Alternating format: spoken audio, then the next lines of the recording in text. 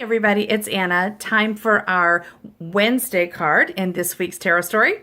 We have our second major arcana card in a row, which tells me that this week is there are a lot of opportunities to integrate some important life lessons. Today we have Justice. So I consider Justice the karma card. It tells us that whatever you reap, that's how you sow. What you put into the world, you also receive. And that the universe balances everything out. So if you're feeling that something's unjust or unfair, or you're feeling overly guilty for someone else's struggle, this card would say, release all of that. Everything is balancing out. And the way you change things is by actually changing your own actions, not by worrying about what's happening outside of yourself.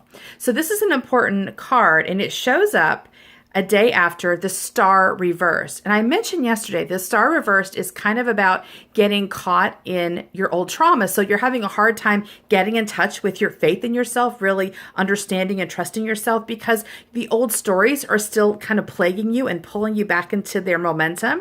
Well, this card would also remind you that as much as you get caught in that momentum, it's going to keep knocking you off your game. So as much as we are unable to regain our power and the authority of our lives, we end up kind of being on a rocky course that we can't correct.